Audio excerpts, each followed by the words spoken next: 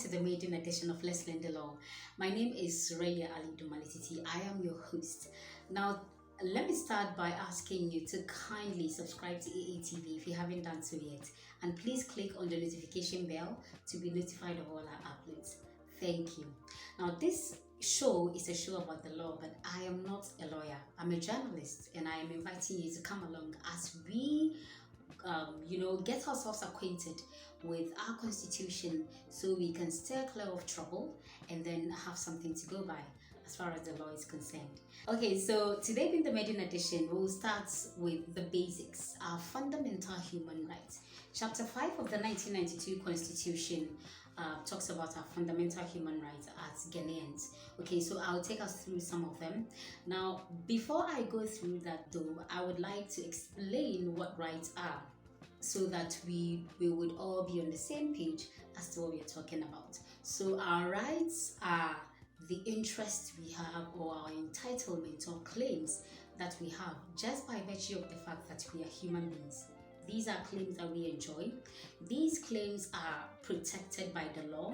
They are supposed to be respected, and when infringed upon or trampled upon, it's against the law, so it is punishable by the law. Yes, so that's what right is. And there are a number of them we'll talk about today, like I mentioned earlier.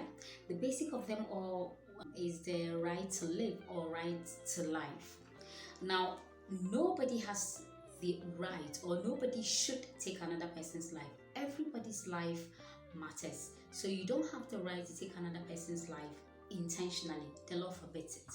Okay, except in some few cases where the law covers it, which includes maybe the case where a court order or a court sentence is being executed in respect of a criminal offense under the laws of Ghana in which the said person has been convicted. So in this case, the law makes it okay.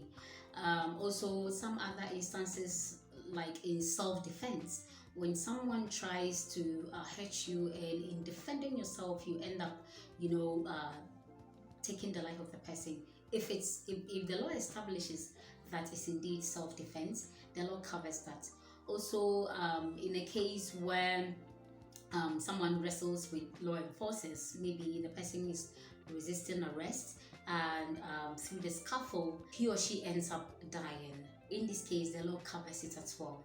Okay, and there are some few other exceptions also. But other than these exceptions, nobody has the right to take another person's life or cut another person's life short intentionally. Nobody. Now, the second one is personal liberty or rights to personal liberty. Now, this is very important as well because everybody is at the liberty or has the liberty to live their life as they please. The law makes that okay. Just ensure that it's within the confines of the law. Okay, so you don't find yourself wanting. Okay, so it means that I have the right to live as I want. I have the right to eat what I want to eat. But there are some few exceptions in this case as well.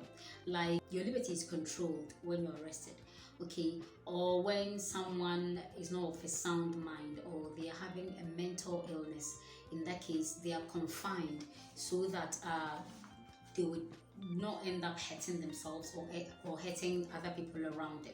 Or in the case of an infection, like during Corona, most people who were infected by Corona were confined or were quarantined as they go along with their treatment, just so that they don't infect other people or loved ones with the infection that they have.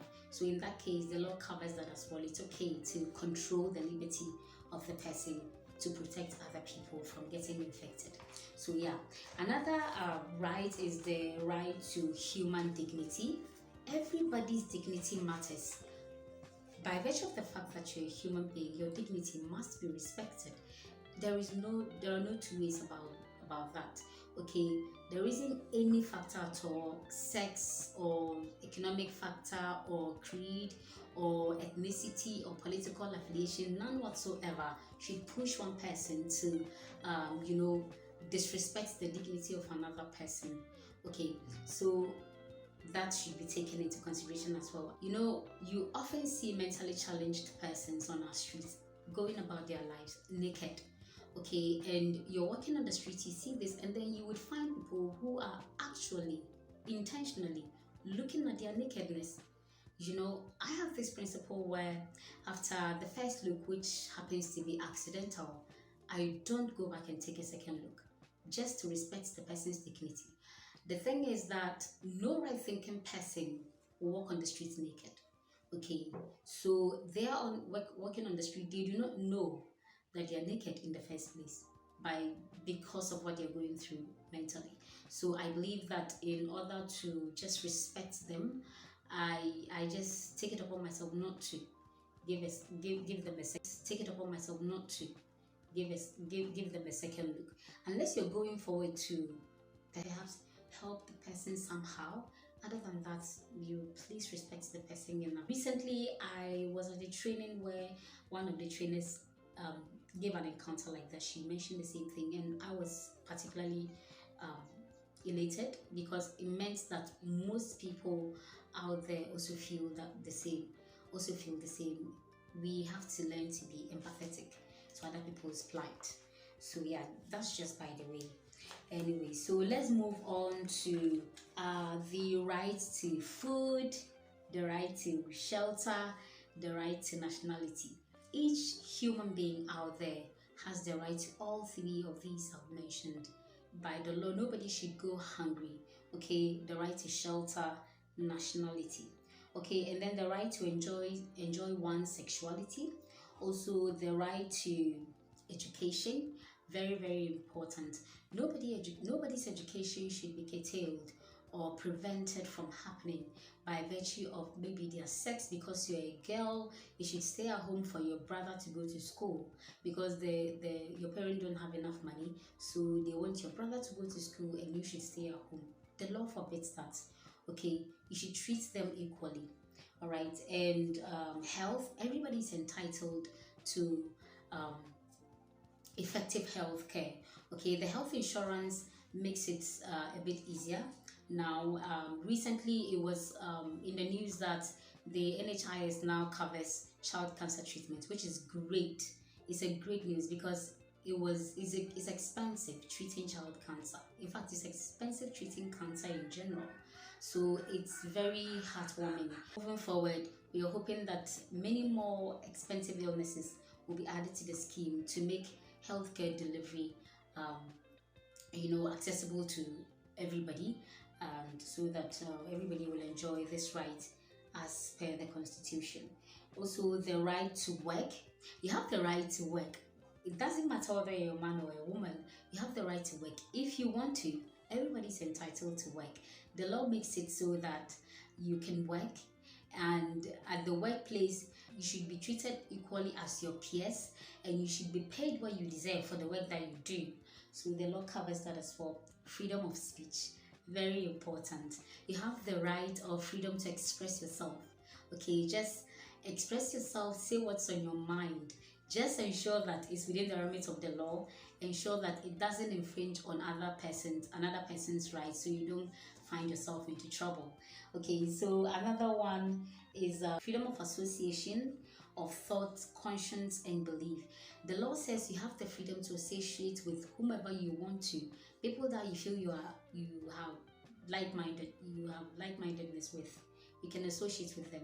That's why you and I are able to join WhatsApp groups, different WhatsApp groups, without anybody knocking on our doors and arresting us. The law gives us the right to do that. You can join associations, clubs, school clubs, trade unions, organizational clubs, and all that. It's because it's enshrined in your law that you have the right to do that. Freedom of worship or religion. You have the freedom to believe in whatever you want to believe in spiritually. Everybody has their faith, and nobody has the right to, force their faith on another person. The law gives us the right to not only practice our faith, but manifest it even in the way that we dress. My dressing can reflect my religion as much as I want. Okay, my head is covered because I'm a Muslim. If my name doesn't tell you so already, I've covered my hair because I'm a Muslim. That's why I'm in the turban. I can wear the hijab. The law allows me to. Also, freedom of information, very important. You have the right to access information, okay, and nobody should stand in your way accessing that information. Now, the Right to Information Bill that is out now makes it more easier to access information than it used to be. And with time, we hope that things will only get better and better. So these are not exhaustive. By no means is this list exhaustive. There are some few more captured in the chapter 5 of the 1992 Constitution. You can please take a look so you can get yourself fully acquainted with your rights as we go. Now, I have learned something. I hope you have too. Pointers for today. Human rights enable us to live in dignity. It's important that we know our rights so we can exercise them, know when they are violated, and then know where and how to seek redress. That's the pointer for today. My name is Raya Ali Dumaletiti. This has been the maiden edition of Let's Learn the Law. I hope that you've enjoyed this and I hope you find this interesting. I'll be back again next time. But till then, please like and share this. Also, drop your comments, your questions or suggestions at the suggestion box and we'll be sure to take a look at them.